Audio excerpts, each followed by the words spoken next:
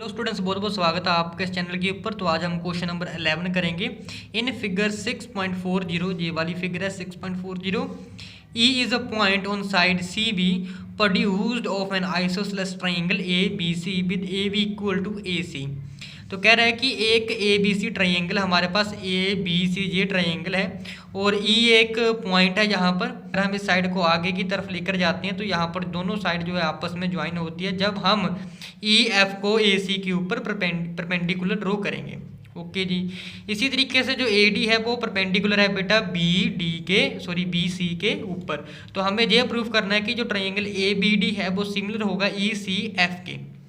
तो बेटा मैंने यहाँ पर एक रफ फिगर ड्रॉ कर लिया, ठीक है। तो गिवन हमें ए बी सी एक आइसोसेलेस ट्राइंगल दे रखा है जिसमें जो ए बी है ए सी के बराबर होता है। आइसोसेलेस ट्राइंगल आपको पता है कि जिसकी दो साइडें आपस में बराबर हो उससे आइसोसेलेस ट्राइंगल बोल देते हैं। तो ए बी साइड जो है बेटा ए सी के बराबर होगी, ओके। और जो ए डी है वो परपेंडिकुलर है बी सी के ऊपर जो क्वेश्चन में गिवन दे रखा है, और ई एफ ए सी के ऊपर है। ये हमारी ई एफ है और ए सी के ऊपर परपेंडिकुलर दे रखा है। तो अगर हम बी सी साइड को आगे की तरफ ड्रॉ करेंगे तो पॉइंट हमें ई मिल जाएगा, ओके जी। तो यहाँ से प्रूफ हमें ये करना है कि जो ट्राइंगल हमारे पास ए बी डी है, ये है ए बी डी, जी इतना ट्राइंगल जो हमारे पास ए बी डी है वो सिमिलर प्रूफ करना है ई सी एफ के। ई है बेटा ये सी एफ जे वाला है लेटा हुआ ये ट्राइंगल है, इसके प्रूफ करना है। तो चलिए प्रूफ देखते हैं। यहाँ पर लिख लेंगे इन ट्राइंगल, कौन सा ट्राइंगल लेंगे जो गिवन दे रखा है जो प्रूफ करना है हमें, A B D and triangle E C F.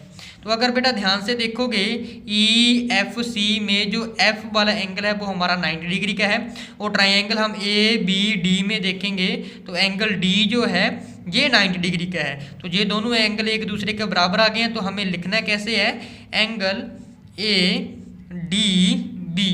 तो जो एंगल होगा डी एंगल 90 है, जो एंगल होगा वो सेंटर में लिखना है। तो ए डी बी भी लिख सकते हो, बी डी ए भी लिख सकते हो, बस डी एंगल को सेंटर में लिखना है। किसके बराबर होगा, एंगल ई एफ सी या फिर सी एफ ई कोई भी लिख सकते हो। ये बराबर होगा ई एफ सी के। क्यों है, क्योंकि ये दोनों हमारे पास बेटा 90 डिग्री के एंगल हैं। ओके की होप कि यहाँ पर आप लोगों को समझ आ गया होगा।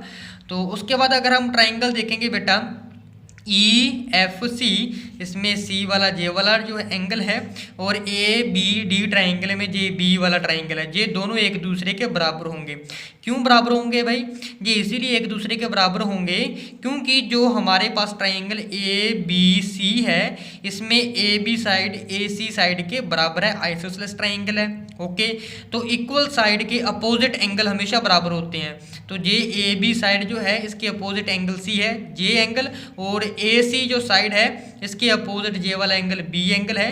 ये दोनों एक दूसरे से क्या हो जाएंगे, बराबर हो जाएंगे। तो यहाँ हम लिख सकते हैं कि एंगल लिखना कैसे है, बी को में लेकर आना है तो डी बी ए या A B D, A B D किसके बराबर हो जाएगा, एंगल सी के। लिखना कैसे है, ई सी एफ, ठीक है, या फिर एफ सी ई भी लिख सकते हो, एंगल ई सी एफ, ये दोनों बराबर है। यहाँ पर लिख सकते हो कि opposite angle of equal side, ठीक है जी।